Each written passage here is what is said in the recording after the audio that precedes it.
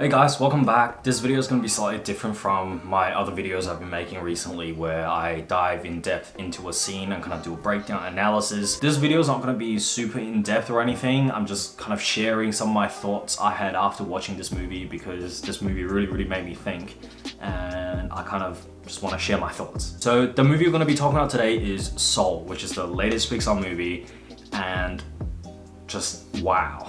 This is kind of an unscripted video of me just kind of ranting my thoughts after this movie. So first of all, before I get into plot or anything, I just want to really praise the team at Pixar who animated this film. So ever since I watched Toy Story 4 and I saw that scene in the toy store where a ray of light cuts through from the ceiling and shines on this cat stretching, and it looks so realistic, it looks so good. I don't know how to do it, and this movie, the Pixar team, they did it again. There's just scenes in this movie that are just beautiful and it's just incredibly realistic. Specifically, I remember this scene where our main character, Joe Gardner, he walks into a jazz bar and sees this girl playing the saxophone, and just the way the reflections on the saxophone, the way the colors, everything, the light. Let's just say that if you don't look at the hands that were holding it, because they obviously belong to an animated character, but if you just look at the saxophone itself, it looks so bloody realistic. I don't know how to do it, but yeah, it's a beautiful movie. Animations are brilliant. This movie is very interesting. It's kind of like a mixture of Inside Out and Coco. It is as if they had this idea a very long time ago and they kind of tested it out bit by bit by making Inside Out and then Coco first, and it kind of worked out, so they kind of put things together for this movie.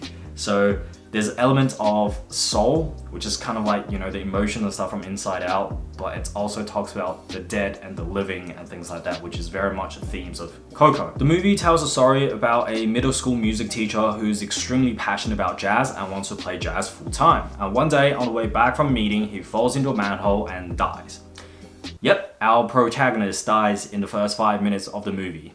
And then we'll get this beautiful visual of his soul being shipped to the afterlife, but he doesn't want to die yet, so he kind of follows his soul, struggling to run in the opposite direction of afterlife, and he kind of falls into this bright, dreamy world, which is supposed to be called the Great Before, where all the souls in the world gets their personality, quirks, and interest before they go off to Earth to join a physical body. So our protagonist, Joe Gardner, he doesn't want to die yet, right? And he's in this world of all the young souls, and in order to not be sent back to the track that will lead him to the afterlife, he kind of stumbles upon this mentoring program where all the souls of those who have passed on mentors these young souls who have not yet been to Earth to help them become more complete. And these mentors help the young souls become complete by helping them find their interest in life, their passion or their spark. And the thing is, every single soul has to have this spark, has to have this passion.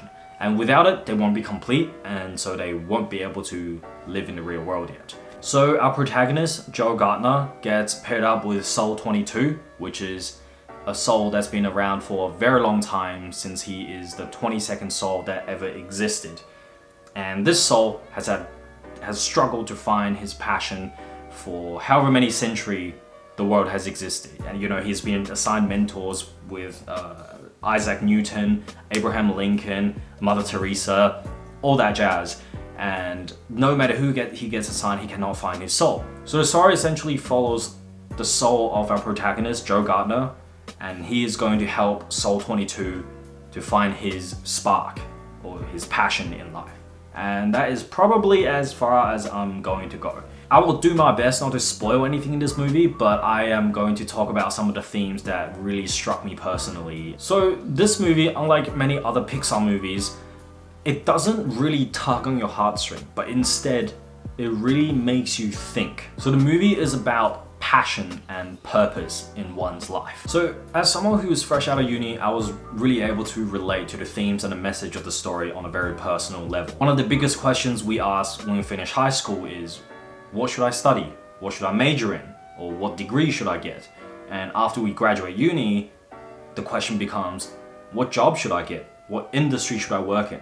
And often when we look to those who are more successful or have an established career for advice, the most common answer we get is, what are you passionate about?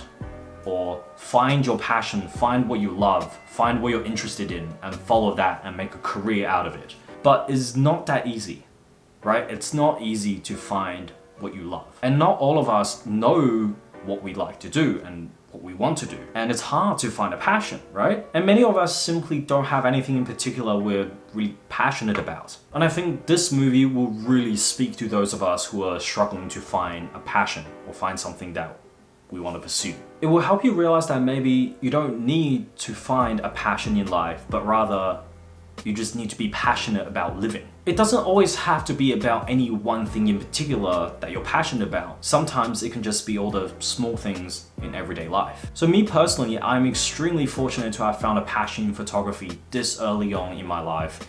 And I do plan to pursue a career in that direction. But even then, as someone with a passion, this movie kind of makes me question it. So there's a scene in the movie that hit me quite hard in this respect. It's quite a small scene in a barbershop, but I felt like it was quite profound. So we have this barber, and he's been working in this barbershop for many years, and he's extremely good at his job and whatnot.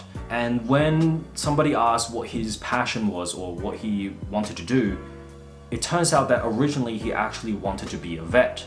But due to circumstances, he couldn't go to vet school. Instead went to a barber school and became a barber.